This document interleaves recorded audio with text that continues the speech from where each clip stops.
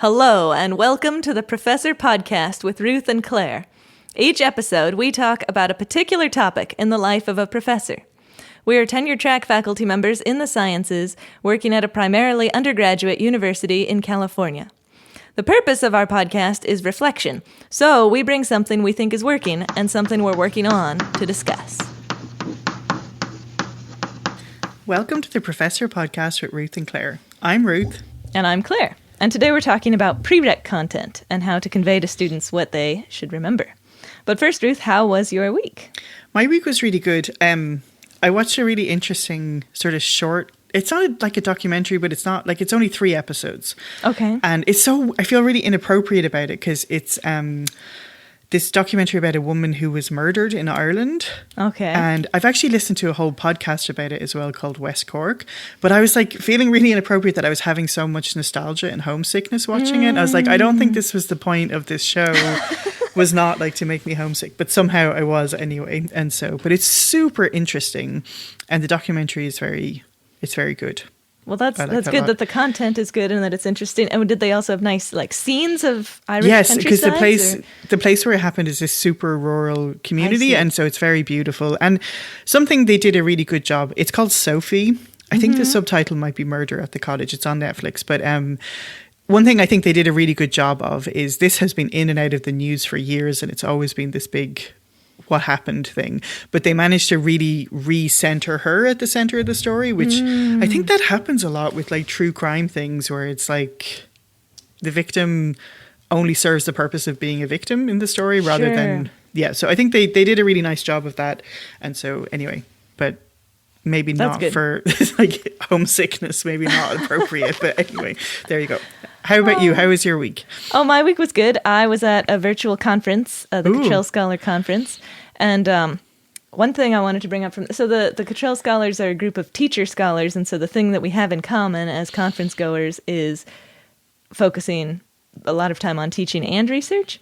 And so anyway, one of the projects that somebody had done there that I wanted to share with everyone is write this book, which is called Teach Better, Save Time, and Have More Fun. Which, I mean, what a title, huh? I don't want any of those things. No, that sounds perfect. It's like the perfect combo. Awesome. Yeah, I know. So it's kind of through the R1 lens, but even as a PUI, a faculty member at a PUI, I found it useful to read through as well. So I'll put the link in the show notes so anybody can check it out if they want to. Oh, I love that. That's cool. Yeah. Yeah, I feel like there's not enough like I think I told you this before where like a student asked me like, "Oh, how long did it take you to do your certificate for like teaching?" And I was like, "Oh, no, we didn't do any of that." So it's super interesting and cool to have go ahead. Well, I think I always just wanted, like, I wish there was a syllabus for what I need to learn how to do beforehand. And so, yeah, that sounds very exciting. Yeah, and I heard about it through a talk by one of the authors, Penny Buning, and she was saying exactly that they had done a survey. They'd started out by surveying a bunch of faculty, and like 50% of them had gotten absolutely no guidance about how to teach and be a professor. And so this was trying to fill that hole and give you some starting ground. So yeah, I remember we had like on our training day, not where I am now, but somewhere else. And there was a bit in the afternoon from the teaching and learning people. And I was like, sweet, like, here we go. This is teaching 101. And then it was just like I'd wandered into a graduate level class when I was like on my first day of biology or something. I was like, what are you guys talking about? So yeah, I definitely needed the more basic stuff first. Yeah. That's super cool. Okay, I want to check that out. So I have a quote from Penny Buning, who there were 4 authors: Penny Buning, Dave Besson, Scott Snyder, and Ingrid Salgado. But Penny Buning was giving a talk, and just a line from her talk stood out to me, and it was fostering a culture of belonging. And I just thought that was a really nice way of framing how you might want your environment of your classroom to be. So there you go. Beautiful. Yeah. And then that's kind of a good segue into what we're talking about today. Yeah. So what are we talking about today, Ruth? So we are talking about prerequisite courses. And so I kind of want to like take a minute for people who are not talking about the system that we're in. And so this was not clear to me when I first came here, but so I think I've said before, when I went to undergraduate, all of the classes, you were just in a cohort and you took all of the classes together at the same time. So there wasn't really any consciousness of prerequisites. And so a prereq is a class you need to have taken before you can sign up for this class that you're taking with me or whatever. And then there's also the close cousin of the prereq, which is the co-req. So you may not have taken a class beforehand, but you have to be taking it at the same time. Yeah, totally. Yeah. So yeah, I was thinking about the prereq content, kind of we're at the beginning, we're in the summer right now. And so classes are beginning to start. I'm starting to think about the beginning of classes. And so one of the things I was thinking, and this kind of maybe won't make sense about how it relates to prereqs until I get to my working on part, but one of the things I was thinking about is capitalizing on the energy that students have right at the beginning of the semester. It always seems like they're really gung-ho and like, okay, I'm going to, put in some time and really, get a good start to this class. And I used to have a homework set on statistics at the beginning, and they would be really gung-ho on that, but statistics was just a little unit that like we do, and then we move on. And I was feeling like I actually wanted them to be really motivated working on something that was going to continue to serve them throughout the semester. So I rearranged the homeworks, and we had error propagation at the beginning, and that's something they do every single lab. And so it would really serve them well if they really learned it. And, we do it throughout the lab because I really do want them to learn it. So capitalizing on the beginning of the semester. Also, I was thinking about... I'm sure you get some students, too, that email you over the summer and say, like, hey, oh yeah, what should I review in preparation for the fall? And I was like, that's pretty cool, and I have a couple things that I tell them, and, I kind of assume that if they say, oh, man, she said equilibrium, and I don't really remember equilibrium, I better read up on that. I think that'd be really cool. But I was thinking maybe I should... I never thought to send such an email when I was a student, maybe I should just tell everyone... what content from particular prereqs we'll be building on. Because, of course, general chemistry is a prereq, but it's not like every single content we're going to build on. It's a couple specific things.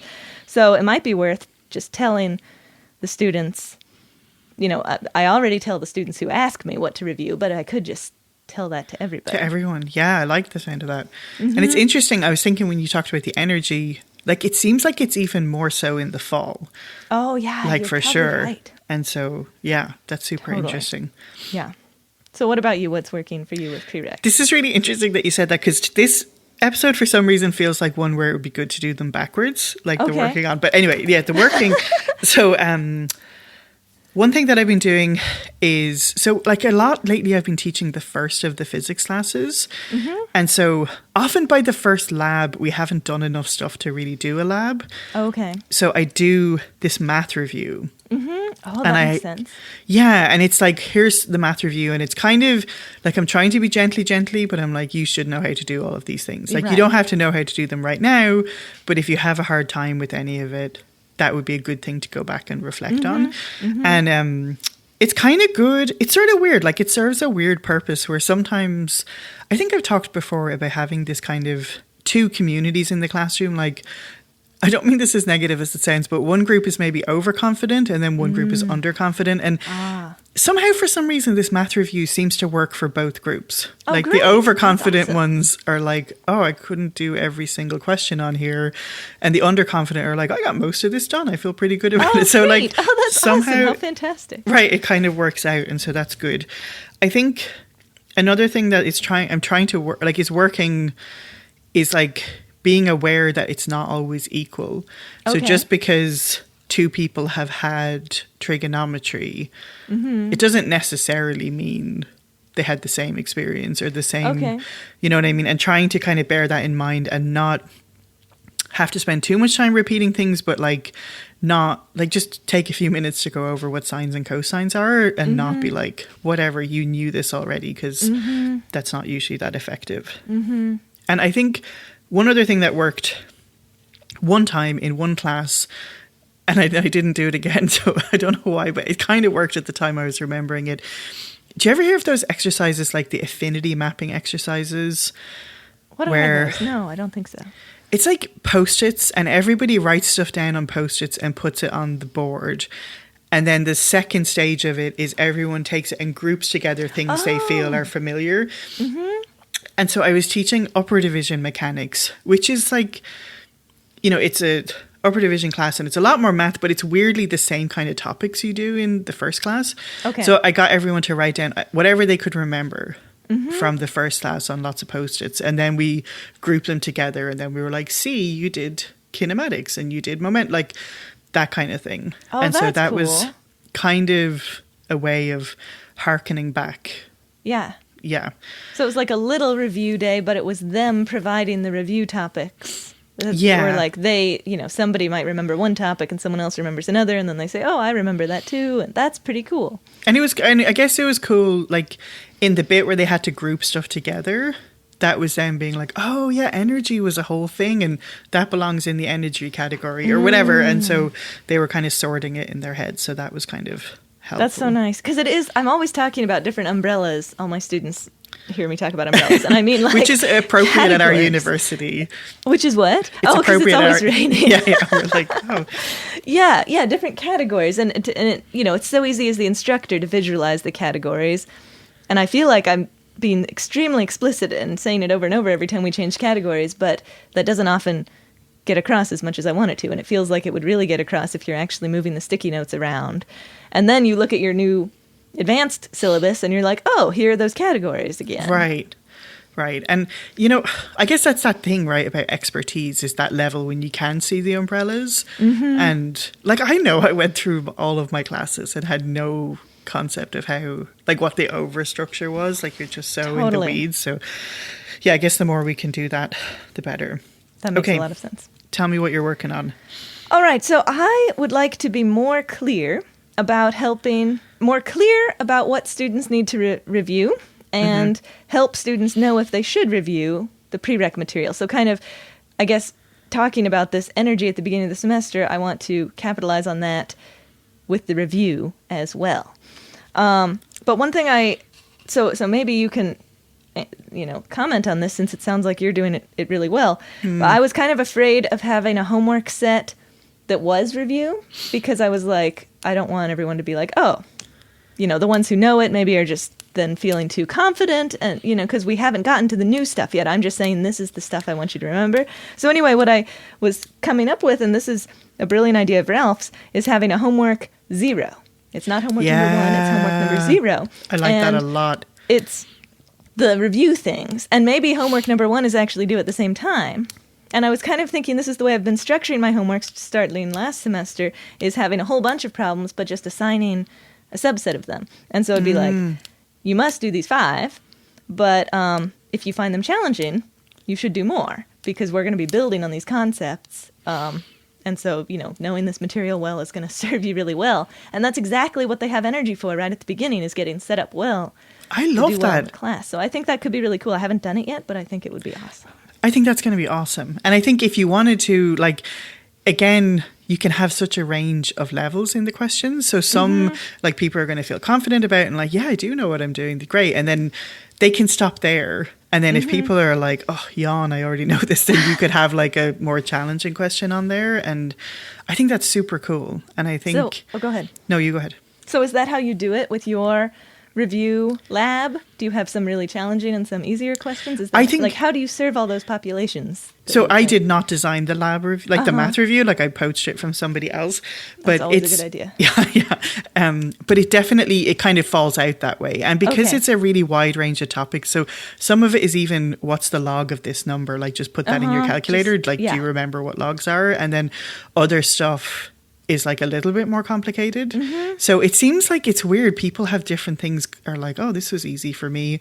And then there's a couple of really like gross hard problems that, that's cool. Yeah. So the ones who know how to use their calculator and, you know, orders of operations or whatever can just jump pretty fast to those and be like, wow, this is kind of challenging. That's cool. Yeah. So it's actually worked really well. But I love the idea of it being a homework assignment too. I think that could be really beneficial, because then they can go and actually look up the things from their Right. old notes and like actually do that process. So then they're like, oh, that is back here in my old notes. This is where I would look if I needed to again. And Ooh, I think that's a love nice, that. yeah, I think that's a great idea. Yeah. Cool. Well, I'm Yeah. excited to try it out. I'm definitely going to do that this fall. Yeah. So what about you? What are you working on with prereq content? I think like nothing, I'm never deliberate in it. Okay. And so I would like to be deliberate. And so like in that first math or the first physics class, it's math that I need to know about. And then I've often had like a second semester where it's mostly my students from the first semester. So I haven't thought that much about being explicit, and I see. still be. And I've had so many, okay, where do I start with this? One thing that really blew my mind was I was part of this project called Summit P, which I don't know if I've talked about it on the podcast before, but it's like an NSF sort of national program where like math courses work with partner disciplines to come up with content that's like more applicable. So like in our math, there was someone from physics and someone from engineering, and we made up these assignments. But the really interesting thing in the whole project is you do something called a fishbowl, where you meet, and so the math faculty just observe the physics faculty chatting about what they would like from math classes. Interesting. And it was so interesting and so cool. But like a big thing was like just the amount of misconceptions, like the things we don't know about what goes on in a math class. And so like one person in a different situation was giving an example of being like, oh, you know, they really don't teach the dot product very well. But it turned out it just wasn't part of that class that we thought they were all having. Didn't teach it. Right. And so like, it's just like, we don't have that information, or like we can't. And so I think I would like to go and look up the syllabi of the classes that are prereqs. And then maybe be able to refer back to, you may have heard of this as bloody blah blah, but we're calling it, you know, because often... Oh, good point. There's lots of different names for things. Right, and often in physics we use math, but like it's like called something slightly different, and they may not recognize, oh, that is the same thing. Right, that we makes did. sense. And so even just to be able to say, yeah, like this thing, remember you did it at the end of the semester when you took trig, blah, blah, blah. And so kind of being able to... Okay, so here's my thing. I taught this upper division mechanics class. Yeah. And I don't think the students were doing it on purpose, but every time I was like, so like polar coordinates, and they were like, no, like we've never heard of that. And I was like, okay, I'll spend 2 classes reviewing that. And they totally had heard of it. And either...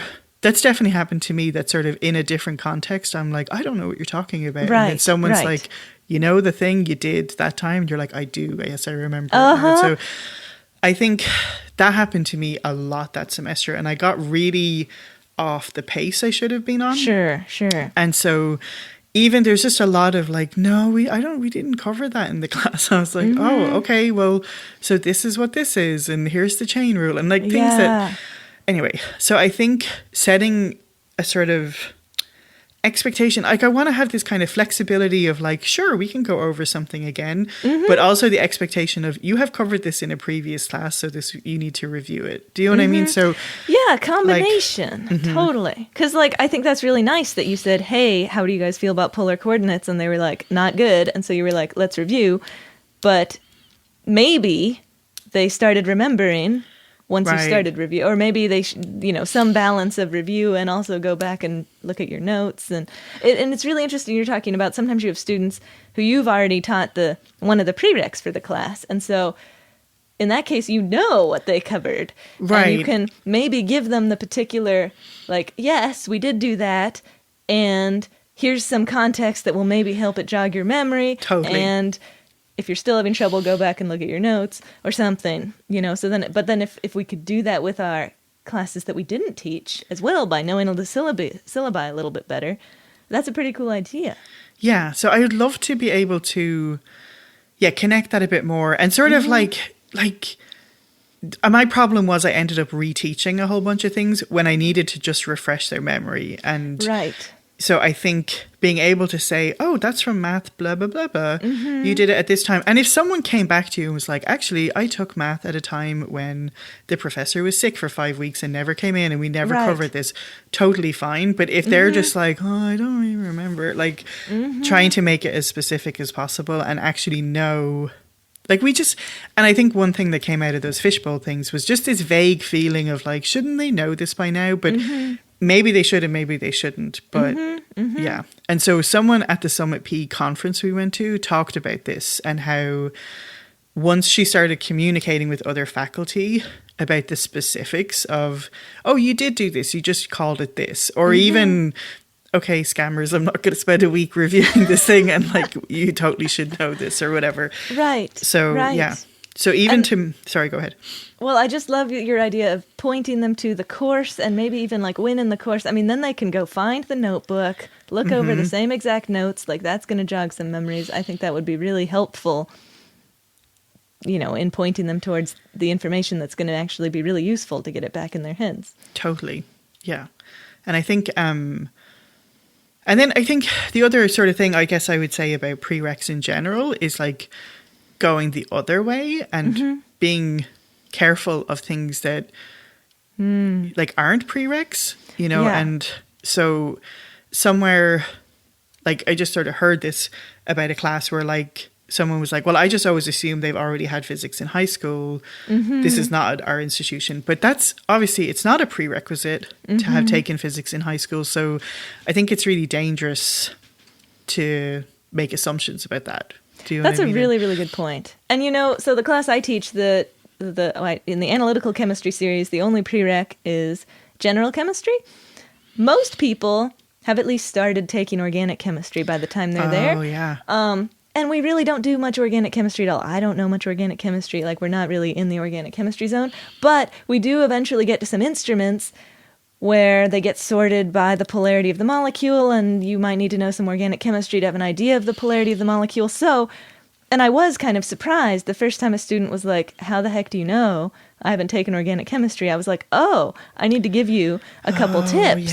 Because, you know, you haven't learned the names of molecules, and so how are you going to tell which ones are more polar or not? And so now I have, like, you know, Claire's 5 seconds of organic chemistry that gives you a little tips of how to figure that out.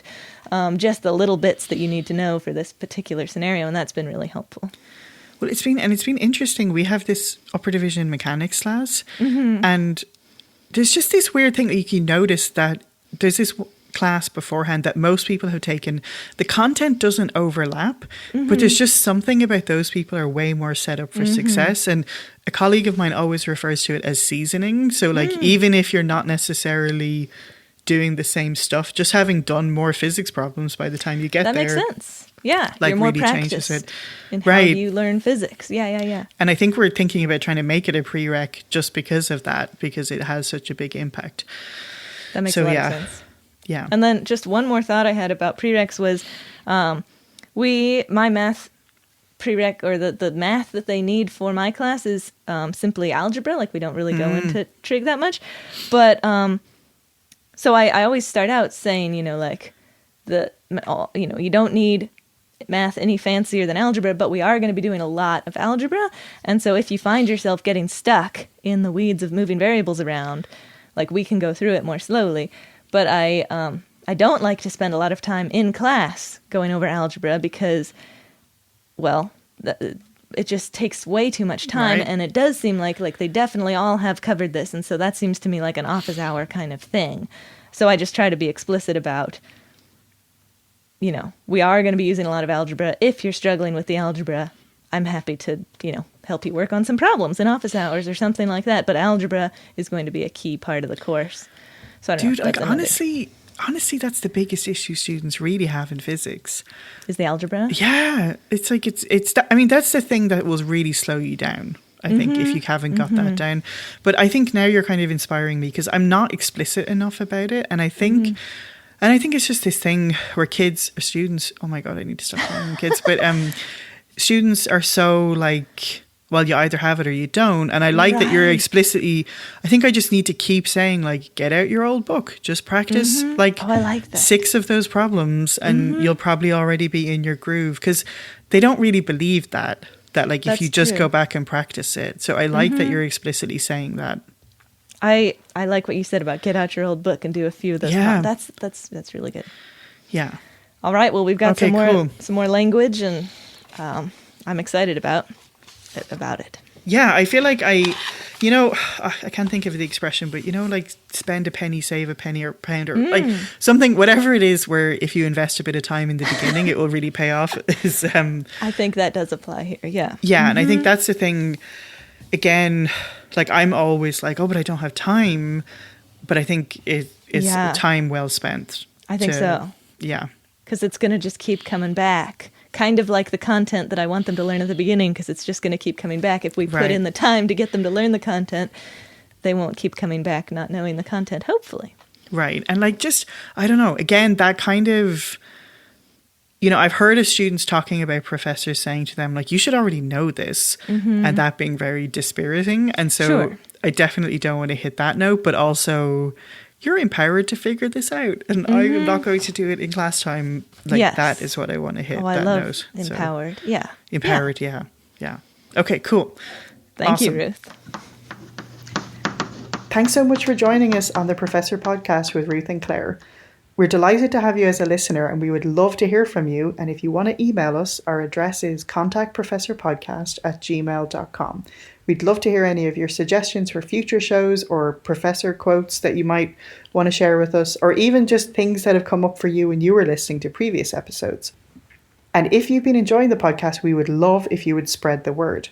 So the best way to spread word is by telling people if you think they should listen to it, or you can leave us a review wherever you listen to your podcasts. Thanks so much for joining us, and we'll see you next time.